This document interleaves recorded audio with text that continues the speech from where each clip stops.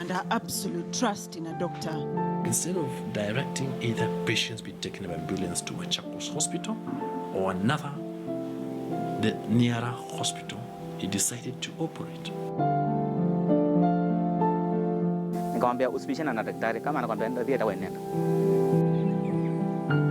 Now, almost 7 years later, the pain continues.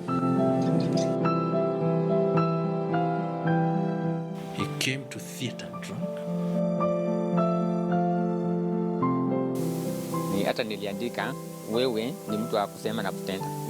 What happened with this matter? Multiple government agencies and a never-ending wait for justice.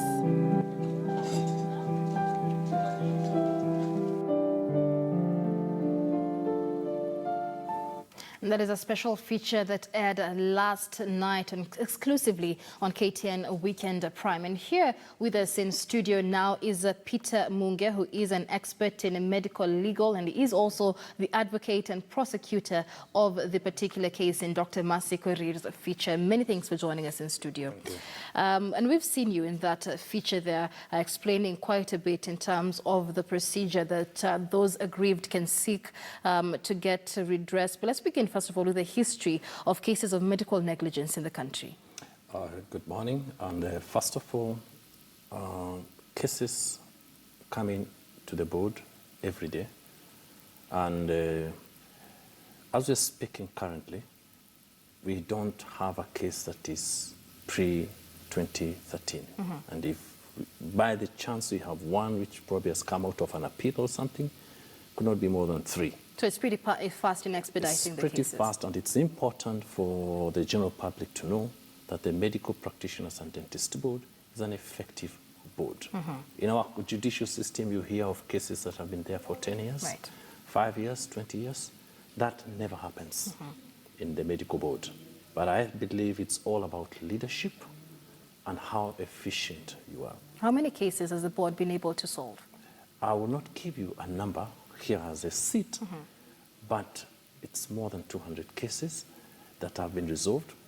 And before 2013, going backwards, all cases are finalized. We are pretty fast, and we have a very rigorous process of evaluating cases and determining them as fast as they come. All right, and so we've seen in that report by Dr. Mercy Korir, this particular case in which you are the advocate as well as the prosecutor, gives us a sneak peek into the procedure one has to take. But let's begin from the very start. In the case of a suspected negligence from a doctor, where does one begin? From a suspected negligence, and not only negligence, could be dispute in respect of money. The other day, there's some papers that carried a story of how patients are handled. One lodges a complaint to the board in writing, and there's a form which you fill. However, the board also grabs such cases from the newspapers, from different media channels. And once we hear or get to know of our issue, the board immediately takes action. And the first step is the board writes to the concerned practitioner or hospital and demands that the entire patient file, certified, a copy of it, be brought to the board. And it is analyzed. And that takes pretty fast. Within a month or two, a specialist within the board has analyzed the entire case and can confirm with a preliminary report whether indeed there was negligence or not. And maybe just before we continue then, just to clear it up, what constitutes medical negligence? Medical negligence is where the practitioner, either medical or dental, crosses the line and breaks the normal ethical issues or otherwise while treating a patient. Right. That constitutes negligence. Negligence. And what options then does a victim or those who are aggrieved, what options do they have? The first thing is to pursue the complaint with the professional body, and the medical board is a professional body. And that is where it is proved really whether indeed there was negligence or not. Because many times, especially when there's a patient that dies, a lot of people think there's negligence, which is not the case. In a procedure or otherwise, there are many things that happen. Complications could occur, not because of negligence, but many people think immediately it's a death, it's negligence, Right. which is not the case. But once you lodge a complaint, the board has a process that considers the issue to determine indeed, was there negligence, was there an ethical issue, was there overcharging, because it looks at husband the way bills are done by practitioners, and comes up with a decision. But also at times mediates. The times that two fighting parties over fees or something, and the board comes in to mediate, and parties are able to agree without going the full hog of what could happen. Yes. What then would help in terms of building patient confidentiality, especially in terms of a doctor's track record, especially once a doctor has been accused of malpractice? I mean, I saw in the dailies a report saying that 1 out of every 10 doctors has been accused of malpractice. In that instance, what does the Kenya Medical Practitioners and Dentists Board do? And is that track record availed to the patient well before any consultation? I would first start by saying majority of the doctors are very professional. There's a lot of good doctors in this country who are doing a superb job, but they never get to be known, or that never gets out. It's only that small portion of practitioners where they get into a mess or a problem that get aired out. So it's important to appreciate that there are many good doctors in this country. And from the small portion of those that have issues, there are records with the board. Even if you go to the website of the medical board, you will see the number of cases, the doctors who have been involved in those cases. And when you look at their entire register, you'll appreciate it's not the numbers people talk about. It's a small margin. Right. Yes. I mean, and you know, in terms of also just disciplining these doctors, what are some of the causes that the board has found lead to this kind of negligence? In this particular story, you're talking about a doctor who showed up to the delivery room drunk. The main issue is communication. Communication is the one that causes a lot of complaints to come to the board. When a patient comes in, some doctors realize there's a risk involved, or there are issues that are involved, but don't come out to explain to the patient that, Madam or sir, there's a risk in this procedure. If you get in, or you are suffering 1, 2, 3, your pressure is high or something, there could be a risk. And when that is not explained and something happens, the first thing people think is there was negligence. So communication is crucial.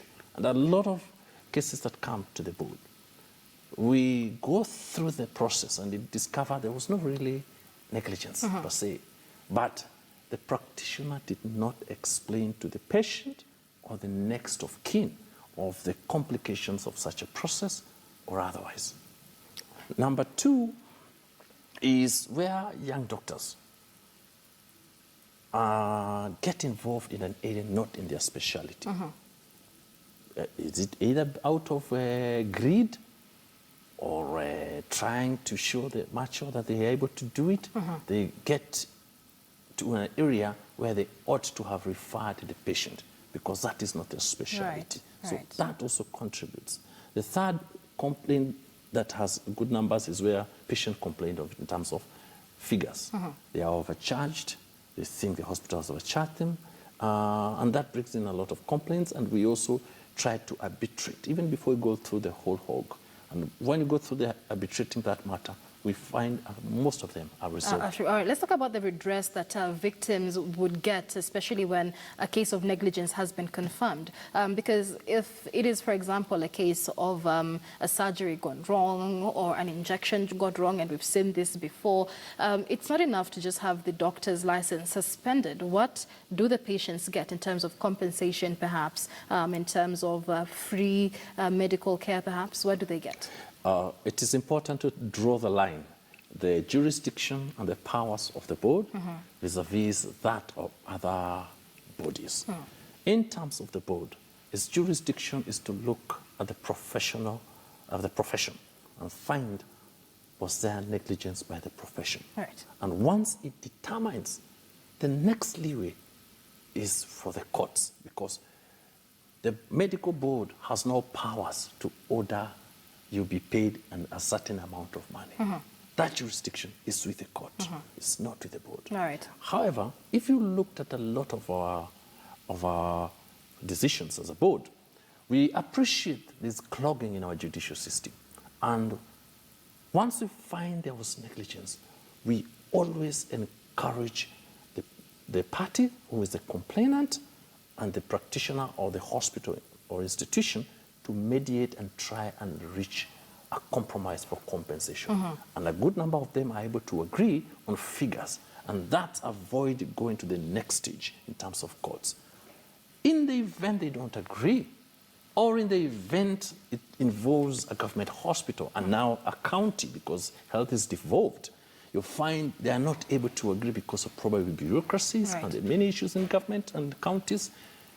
The next option is once the board finds there was negligence, you then file a suit in court. When you go to court, there are two issues to prove. Number one is negligence. Number two is quantum. Once the professional body finds that there's negligence, the case in court in terms of negligence is good as done. All right. So that is in terms of doctors who are registered with the board. Yes. But we've also had situations, and maybe as a medical legal expert, you'd be able to tell us better. We've had situations not very long ago, a student or a dropout of the University of Nairobi was arrested, and he was found having forged his certificates. Funny enough, there was not a single case of negligence from his patients, or at least a single allegation. But in terms of such doctors who masquerade as actual doctors registered with the KMPDU, what options does the victim have there? Firstly, they are not doctors.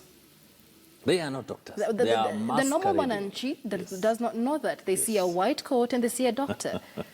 So that's one of the things I believe the board has been trying to push, that in every institution within the country, there be badges with registration numbers, so that once a patient sees somebody with that white kabuti, you'll say this is a clinical officer, this is a nurse, and able to differentiate, and that is a doctor.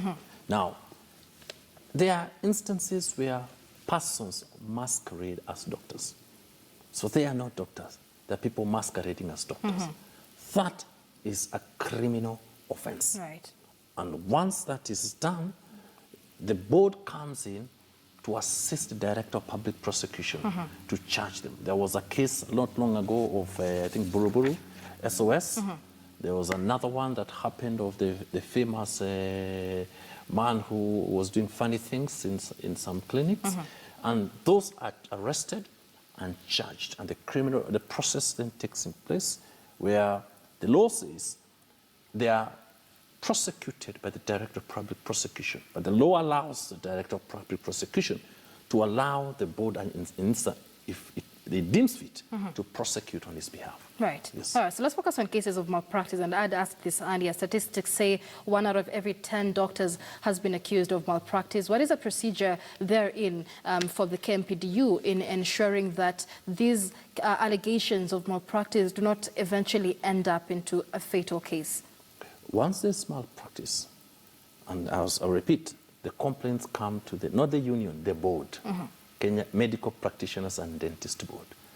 Once the cases are lodged, a preliminary report is done once all the documents come to the board. If the documents don't come within 14 days, the board gives a notice, a 7 days further notice. If the documents don't come, to avoid any monkey business where somebody can destroy the file or otherwise, the board sends its officials to collect those files. Once they come and they are reviewed, a preliminary determination is done. And on which area of the complaint does it involve. And it either goes to what we call Preliminary Inquiry Committee, PIC, which is a committee of specialists of the board and also of myself, being an ex-official member and an advocate of the board, where we sit and we interrogate the matter. And we make a decision whether it's a case which can be determined without calling the witnesses, because some are very obvious. And those obvious, what we do, we write to the complainant and the practitioners and tell them this case can be determined without calling people to give evidence. Provide us this information and these statements, and the decisions are done. Right. In some instances, we call witnesses, and a decision they have had, just like in a court process. They come, give evidence, and then a determination is made. All right. And initially you said that the first step is to move your complaint to the board. How accessible is the KMPDU board in this case? Let's correct it. It's not KPMDU. That's a union. All right. It's Medical Practitioners and Dentist Board. And you can lodge a complaint anytime. The offices are on the junction of Leilani Road. Anyone can walk in and lodge a complaint. What about cases outside Nairobi, outside in rural areas? Outside Nairobi, you can write an email, you can access the website, print the complaint, the application for lodging a complaint, write the complaint, and whatever other documents, scan it back to the board. And we are very effective. So it's very techy, I understand. I mean, there are regions where even scanning and getting to a website and downloading this isn't very easy. So would you say that KMPDU is hands-on in really curbing these cases across the country? I think what the challenge we face is we have this board dealing with the entire country. With the limitation of resources in the country, it serves 45 million Kenyans. Right. Okay. And that notwithstanding, with good leadership and good processes, we have no backlog of cases. And cases come from all over the country. They come from all over the country. However, one of the things that we do, we try to benchmark with South Africa time back when we went, visited South Africa and saw how they do their things, and perfected looking at our situation. And we introduced something we call Professional Conduct Committee. And this is a committee that goes to the counties. And what that committee does is whenever complaints come from Kisumu, we put them together. And the board forms that committee and ensures it's chaired by the county director of medical county director of that county, or the CSC in charge of health in that county. And we have one professional from that area who practices in the area in issue, and members also from Nairobi, and the lawyers from Nairobi of the board, so that we have devolved that function. And we sit in the counties. We've sat in Bungoma, we've sat in Kisumu, we've sat in different places, and we devolve those functions that way. What the challenge we have is we don't have satellite offices in different counties. We only have the offices in Nairobi. Right. And that's something I think the board will consider going forward. One of the challenges definitely there. Yes. Let's focus a little bit before we wind up on cases of misdiagnosis. I don't know if that also constitutes a medical negligence, but there are times where instances where doctors have defended themselves in terms of equipment, saying that the equipment that they're using is not up to date. The diseases we're treating have evolved well beyond this equipment. So leading to cases of medical negligence or misdiagnosis, so to speak. What happens in such a case? Is this the doctor's fault? Is this the hospital's fault? I mean, doctors across the country are complaining of inadequate resources. That happens. That happens. But you must draw the line. If you're a general practitioner and a patient comes suffering from cancer, of a situation that requires a neurosurgeon, and you are somewhere in Pokot or somewhere where you don't have the facility. The issue is you're supposed to refer the patients. And that's what ought to have happened in this Munge case. You don't have the facility in that place, refer that patient to a level 4 hospital that has the facility. And that happens all over. If you look at the Munge case, this patient had gone to a center, a clinic within the center. They did not have the facility. What did they do? They called the ambulance because the patient didn't have money. The ambulance came and picked the patient and took the patient to Munge District Hospital. It was a level 4 hospital at that time. That is what should happen. You refer the patient. You don't try to start a process when you know you have inadequate facility or you don't have the proper human resource or specialist with you to handle such a case. But if you try to do it and something happens, that is an ethical issue. All right. And finally, as we wind up, maybe just to draw some comparison in your expertise from countries that have perfected, so to speak, or have a very seamless process in terms of identifying and dealing with these cases, how far does Kenya have to go? I can tell you, I've visited several countries, and we've been in conferences with different other countries. And if you look at Africa, I think, apart from South Africa, we're doing very well. And a lot of countries are coming to benchmark with Kenya and see how we handle those cases. Most countries, their process is not proper. They have a huge backlog. And they wonder when they hear in Kenya, we don't have a backlog.